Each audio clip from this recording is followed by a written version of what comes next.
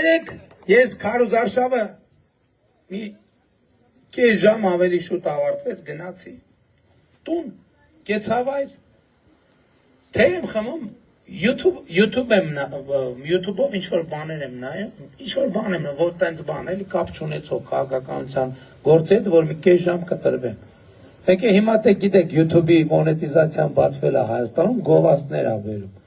Մեկ էլ գովազդ ա բերում։ Մի կին հայկական գովազդ ա։ Երեխու հետ գնում ա մտնում ա մանկապարտեզ, ասում ա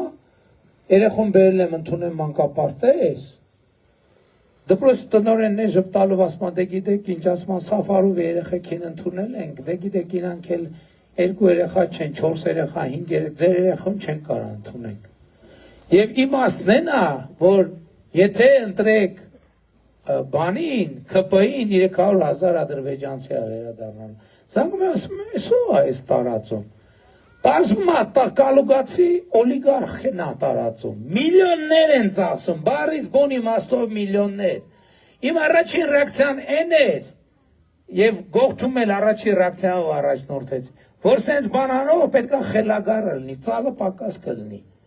բայց հիմա ես համոզված եմ, նաև հաշվի առնելով արտահոսած տեղեկությունները,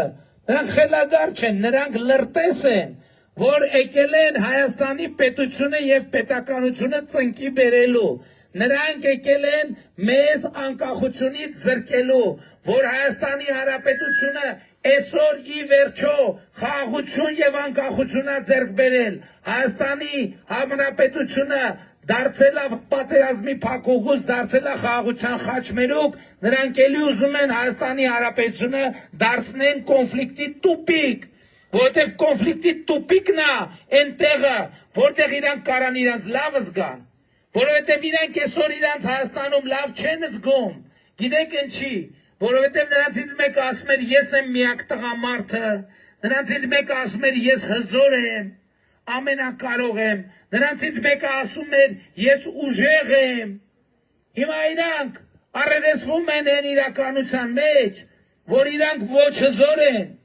ոչ միակ տղամարդ են, ոչ էլ ուժեղ են,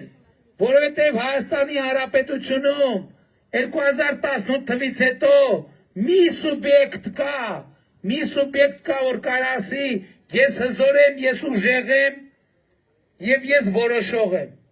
և այդ սուբյեկտը գիտեք ով է ժողովուրդ ջան, Հայաստանի Հանրապետության քաղաքացին, դուք եք հզորը, Հավանիչ տեսանյութը և բաժանորդագրվիչ նորությունները բաց չթողնելու համար